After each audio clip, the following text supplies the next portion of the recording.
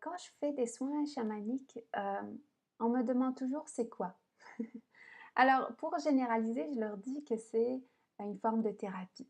Mais c'est beaucoup plus loin, c'est beaucoup plus grand que ça. Hem, Certains voient le chamanisme comme étant un ensemble de, thérapies, un ensemble de cérémonies, un ensemble de rituels, une façon d'être en contact avec les esprits, mais moi je le vois de plus en plus comme un mode de vie. Pourquoi? Parce que le cœur du chamanisme véhicule des enseignements du vivre avec soi et du vivre avec les autres.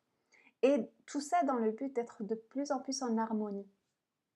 Alors, parmi les choses que j'ai développées, que j'ai réappris avec le chamanisme, c'est la dimension générale de l'être. C'est-à-dire que l'être, il n'est plus juste le corps physique, c'est le corps physique, c'est le corps mental, émotionnel, esprit, âme.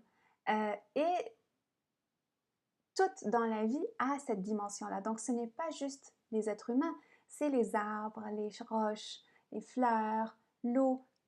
A une, tout a une grande dimension, tout a une multidimensionnalité.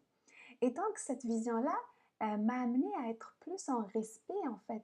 Déjà, pour ceux qui me connaissent, j'avais déjà écrit un livre sur les arbres, j'avais fait un oracle sur les arbres, la guidance des arbres. J'avais déjà cette sensibilité, mais le chamanisme m'a amené beaucoup plus loin, donc à visualiser, pas visualiser, mais à plutôt être en contact avec toute chose. Donc la chaise, mon pull, l'ordinateur, mes lunettes, tout a un esprit, tout a une plus grande dimension.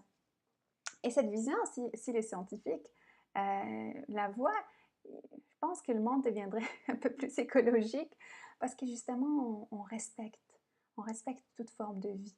On demande la permission des êtres avant de les utiliser. On demande la permission aux arbres avant de les couper.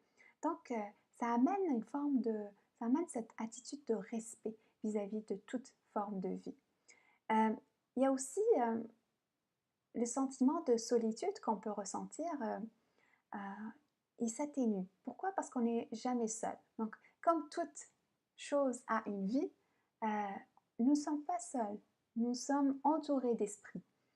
Et ça dans la vie quotidienne de tous les jours. Alors, quand vous allez vous connecter et aller faire des voyages, vous allez voir d'autres esprits bienveillants avec qui vous allez être en contact. Ils vont vous donner plus confiance, plus de sérénité. Donc, cette dimension de solitude, elle s'atténue. Il y a aussi, je parlais un peu plus loin là, de l'esprit de communauté, étant donné que voilà, on travaille ensemble, on travaille dans le but d'harmonie pour le groupe, pour soi, pour la planète, nous ne sommes plus dans cet esprit de compétition. Chacun a sa place, chacun a son rôle. Et nous respectons son être, nous respectons sa façon de vivre, nous respectons sa façon euh, nous respectons son essence, parce qu'on respecte toute forme de vie. Il y a aussi quelque chose d'intéressant qu'on apprend avec le chamanisme, c'est que contrairement à d'autres formes de spiritualité, qui dictent justement des doctrines ou qui dictent une seule façon de faire et d'être, le chamanisme, il nous encourage plutôt à être autonomes, à aller chercher les réponses par nous-mêmes, à découvrir, à expérimenter. Donc un voyage chamanique, il faut l'expérimenter pour comprendre c'est quoi. On ne va pas attendre à ce que quelqu'un nous le raconte. C'est comme aller faire la méditation, puis au lieu de la faire, ben, on va juste écouter quelqu'un raconter son expérience de connexion, qu'est-ce qu'il a vécu. C'est intéressant, mais il n'y a pas mieux que d'expérimenter par soi-même. Et donc, cette façon-là, moi, c'est ça le cœur de mes séances. C'est pas de dire aux gens, faites ça, c'est pas ça la nouvelle forme ou la meilleure forme d'accompagnement, c'est plutôt accompagner l'autre à trouver sa réponse, à trouver sa façon, sa meilleure façon d'être en harmonie. Et donc, quand on comprend que voilà, chacun a des esprits, chacun peut les contacter, on n'est plus dans cette compétition cette compétition d'ego spirituel qu'on peut retrouver des fois, de dire moi je suis connecté, moi, toi tu vois des choses, moi je vois pas. Mais... Donc il n'y a plus cette notion de supérieur-inférieur. Chacun a sa propre vérité, d'où le titre de mon autre rubrique. Je vous invite à la découvrir, Ma vérité sûre. À quelqu'un expose sa vérité, mais je vous encourage à aller chercher la vôtre. Il y a aussi le côté humilité. Donc, avec le chamanisme, on apprend à être en humilité avec soi-même, avec tout état, toute nature, toute euh, source de vie. On est en humilité parce que on est grand, mais en même temps tout petit dans cet univers.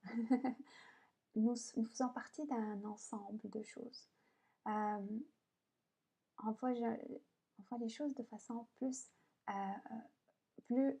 élevée que le côté matériel, résistant, mental, conflictuel. On est plus dans l'humilité.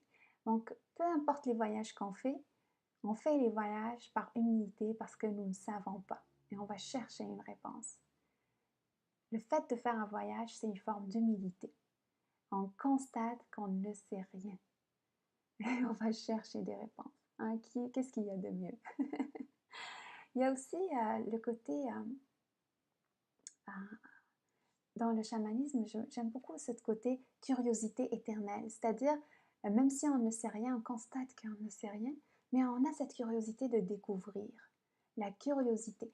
Donc, je connais plusieurs chamans qui sont tellement jeunes d'esprit, tellement vivants, parce qu'il y a cette curiosité qui les amène dans cet univers-là, la curiosité de se découvrir. Hein. Ce n'est pas la curiosité de savoir qu'est-ce qui va se passer dans 20 ans, c'est la curiosité de découvrir l'esprit humain, de découvrir les miracles à tous les jours, parce qu'il y a des miracles qui se passent dans les soins, dans ce type de soins. C'est pas juste parce que je le dis, mais je l'ai vécu, il y a d'autres personnes qui l'ont vécu aussi. Et donc, on découvre ces miracles-là toutes les fois. Et c'est vraiment de la beauté, ça remplit notre cœur de confiance et d'amour. Donc voilà, le chamanisme, et je peux m'étaler beaucoup là-dessus, mais je trouve que c'est si on le considère juste comme thérapie, c'est une thérapie vraiment avancée, vraiment avancée. Là, on peut parler de plusieurs autres thérapies, hein. On parle du Reiki, on parle de certaines thérapies. Moi, je pratique par exemple la chirurgie éthérique, qui est une forme vraiment avancée, mais le chamanisme, si on le considère comme thérapie seulement, c'est une des formes les plus avancées, qui prennent l'humain dans toutes ses dimensions. Donc voilà, j'espère que j'ai répondu à vos questions. Je les ai vraiment rassemblées pour parler du chamanisme comme tel. Je vous laisse les références un peu plus bas.